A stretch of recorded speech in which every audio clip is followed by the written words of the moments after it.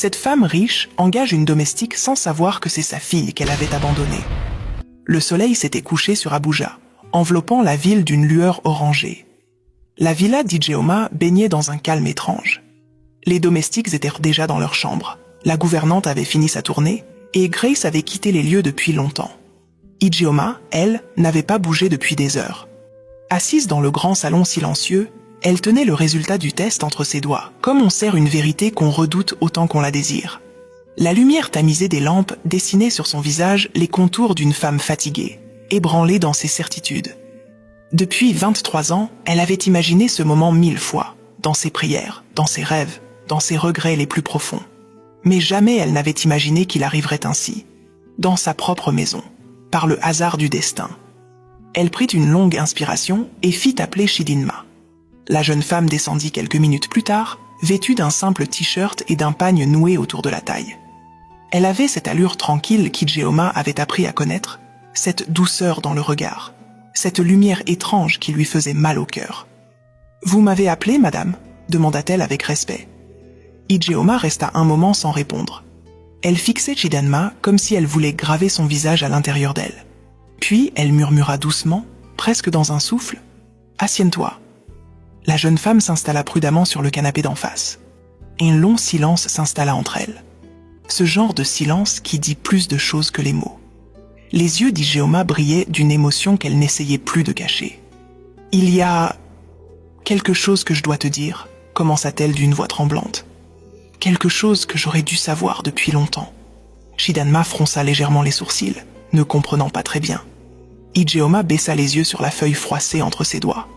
Puis elle releva lentement la tête. Et dans ses yeux, il n'y avait plus la femme d'affaires dure et glacée. Il n'y avait plus que la mère. « Tu es... ma fille », dit-elle enfin, la voix brisée. Chidinma resta figée. Son cœur rata un battement. Les mots flottèrent dans l'air quelques secondes, lourds, irréels, presque insupportables. Mais avant même qu'Ijeoma ne puisse continuer, la jeune femme murmura d'une voix calme, presque triste, « Je sais ».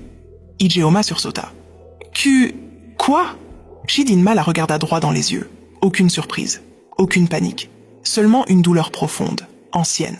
« Je sais que vous êtes ma mère. » Le monde sembla s'arrêter autour d'Ijeoma. Le tic-tac de l'horloge s'effaça. Le silence devint lourd comme une chape de plomb. « Depuis quand ?» demanda-t-elle, la gorge nouée. « Depuis toujours », répondit Chidinma doucement. « Ma mère, enfin, celle qui m'a élevée, m'a tout dit avant de mourir. Elle m'a donné votre nom. Elle m'a raconté l'histoire. Et pourquoi ne rien avoir dit ?» souffla Ijeoma au bord des larmes. « Parce que je voulais voir qui vous étiez vraiment, » répondit-elle avec une sincérité désarmante.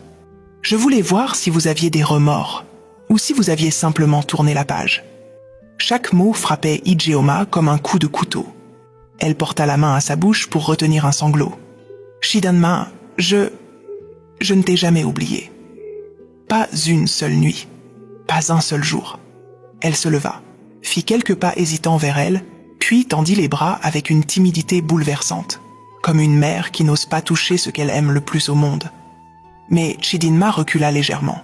« Vous m'avez abandonné, » dit-elle d'une voix tremblante. « Vous avez choisi votre nom, votre famille, votre réputation, au lieu de moi. » Le souffle d'Ijeoma se coupa. Elle tomba à genoux devant sa propre fille, incapable de contenir ses larmes. « Je t'ai cherché, Chidinma. Je t'ai cherché partout. Je n'ai jamais cessé de t'aimer. J'ai vécu avec ce vide comme une condamnée. » La jeune femme détourna les yeux, submergée par des émotions contradictoires. La colère, la douleur, mais aussi une tendresse qu'elle ne pouvait pas nier. Cette scène silencieuse dans le salon était le face-à-face de deux vies brisées. Celle d'une mère qui avait perdu son enfant, et celle d'une fille qui avait grandi dans l'ombre d'un abandon. Les larmes d'Ijeoma coulaient sur le sol de marbre. Chidinma restait debout, immobile, le visage dur mais les yeux mouillés. Aucune des deux ne savait comment recoller les morceaux. Parce qu'au fond, aucune des deux n'avait jamais cessé de se chercher.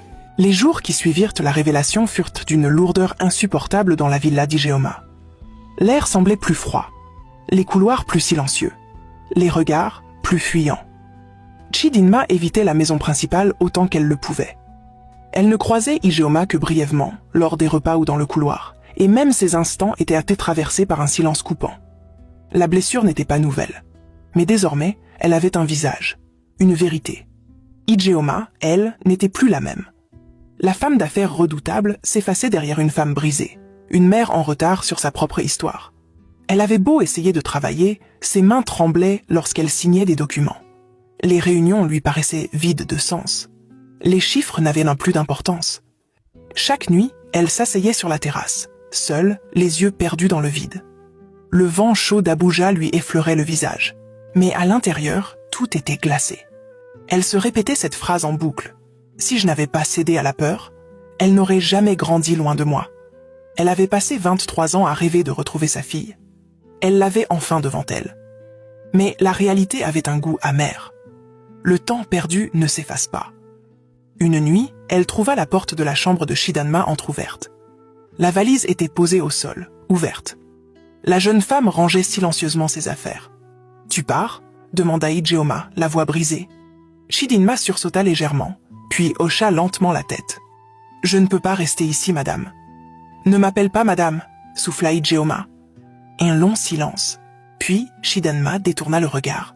« Je n'ai jamais eu de mère, et maintenant que je sais, je ne sais même pas comment faire semblant. » Ces mots frappèrent Ijeoma en plein cœur. Elle avança d'un pas, comme pour la retenir, mais ses mains restèrent suspendues dans le vide. Elle avait peur de la toucher, peur de l'étouffer, peur de la perdre pour de bon. Shidanma ferma sa valise et sortit de la maison avant l'aube, sans un mot de plus. Les domestiques la virent passer, le visage fermé, les yeux brillants de larmes qu'elle refusait de laisser couler. Quand Ijeoma descendit dans le salon ce matin-là, la maison lui sembla plus grande que jamais. Le médaillon qu'elle avait laissé tomber la veille gisait sur la table basse. Elle le ramassa lentement, le serra contre sa poitrine et s'effondra dans le fauteuil, en larmes. La presse commença à parler de son absence prolongée des affaires. On murmurait qu'elle était malade. D'autres disaient qu'elle préparait sa retraite. Mais en vérité, elle ne faisait qu'une seule chose, attendre. Elle n'avait plus la force de bâtir, de diriger, de jouer son rôle. Elle était redevenue une mère qui avait perdu. Une deuxième fois. Les semaines passèrent ainsi, lourdes et lentes. Puis, un soir d'orage, alors qu'elle était assise sur la terrasse, un bruit discret attira son attention. La grille venait de s'ouvrir. Une silhouette avançait lentement sous la pluie. C'était elle, Chidinma. Elle n'avait pas de valise cette fois. Seulement son médaillon autour du cou et cette expression dans les yeux. Mélange de douleur, de tendresse et de décision. Ijeoma se leva, le cœur battant si fort qu'elle en avait mal. Aucune des deux ne parla. Elles restèrent là, sous la pluie fine, à quelques mètres l'une de l'autre.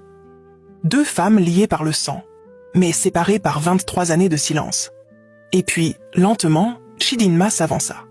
Ses pas résonnaient sur le sol mouillé, comme une mélodie que seule une mère pouvait entendre. Ijeoma n'osa pas bouger. Elle avait peur que tout cela ne soit qu'un rêve. Mais quand Chidinma arriva devant elle, elle leva doucement les bras. Et cette fois, la jeune femme ne recula pas.